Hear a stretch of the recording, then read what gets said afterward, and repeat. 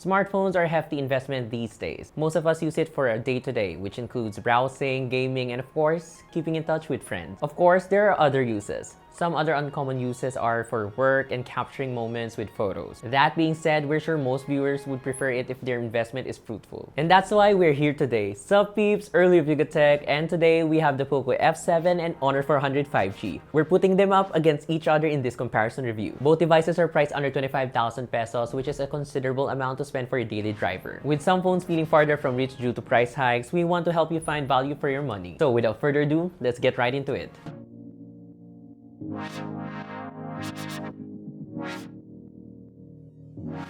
First off, we have the phone's design. The Poco F7 looks very different from its predecessor. Instead of the sensors sticking out, it's now situated within an enclosure. If this looks familiar for some viewers, we understand. It looks a lot like the recently launched A-series smartphones from Samsung released in March. The back panel is made of glass, which gives off a glossy feel. While it looks great out of the box, viewers should know that it's also fairly smudge prone. Also, it's a bit heavy at 215 grams. At the front, we have the phone's display, which is protected by Corning Gorilla Glass 7i.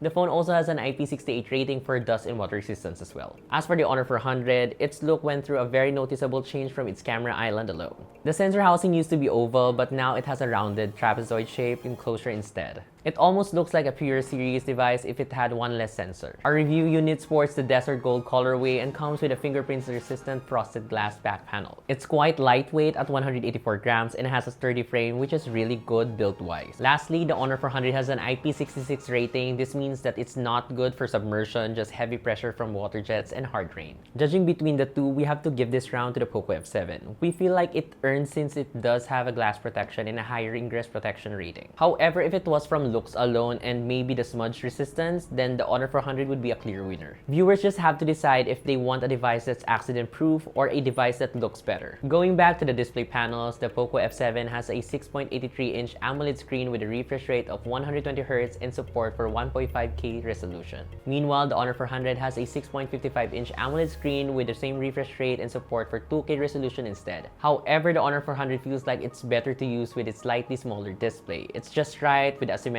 bezels, elevating the experience even more. Of course, the F7 screen isn't bad at all. While it also has thin bezels, the direct comparison between using the two was straightforward. I put myself in a buyer's shoes and just thought about whether or not it's easier to hold while watching. For audio though, the Honor 400 fell flat. It lacks depth and isn't crisp to listen to. Viewers can definitely use it for casual listening, but this might be a deal breaker for those particular about high fidelity sound. The Poco F7 on the other hand gets our appreciation for its clarity and loudness. It doesn't really get blocked should a user block a speaker on the bottom either. The Honor 400 comes with an audio trade-off while the F7 really doesn't. It's a bigger display which some may like even more, go figure. For performance, there is a clear advantage for Poco considering it has a freshly released chipset. Powering it is a Snapdragon 8S Gen 4 versus the Honor's Snapdragon 7 Gen 3. As for our benchmarks, the recency has certainly reflected the scores. The Poco F7 had an Antutu score of 1.8 million versus the Honor 400's 850K. This is the same for storage purposes, while the F7 tallying 200K against the Honor 400's 96K.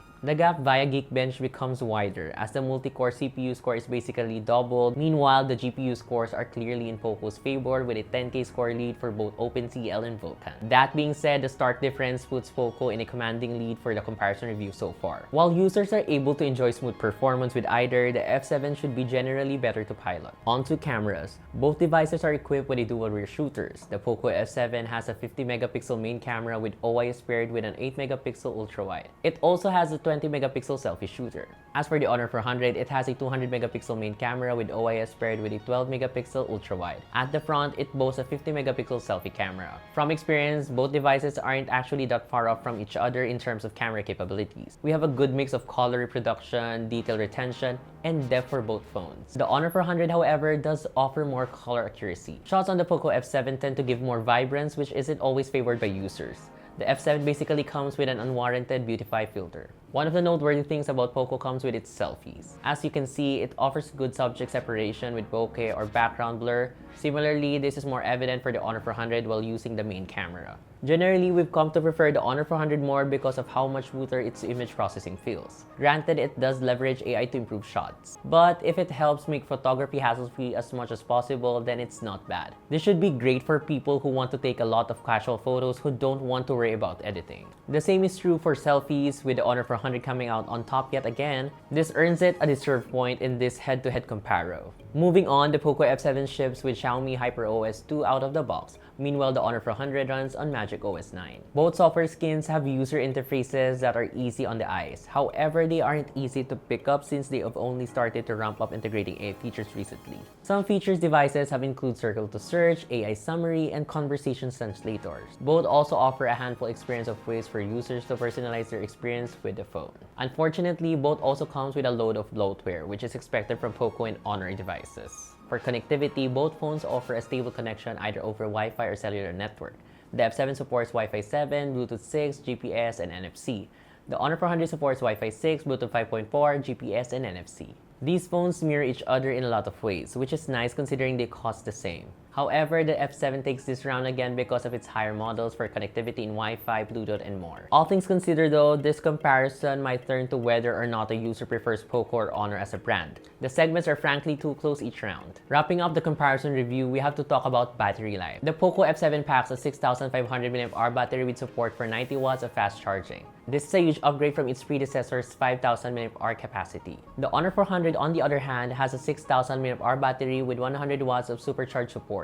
While it is an upgrade, it's not as massive as what the F7 has. Then again, never judge a book by its covers, so we're going to take a look at the numbers instead. With PCMark's Work 3.0 battery test, the F7 provided us an uptime of 16 hours and 20 minutes. Notably, this is an improvement from what the F6 was able to pump, but it's an average for mid-range nowadays. Of course, Poco has never been known to have devices with generally good battery life. We see the effort though. Meanwhile, the Honor 400 was able to last for 14 hours and 58 minutes instead.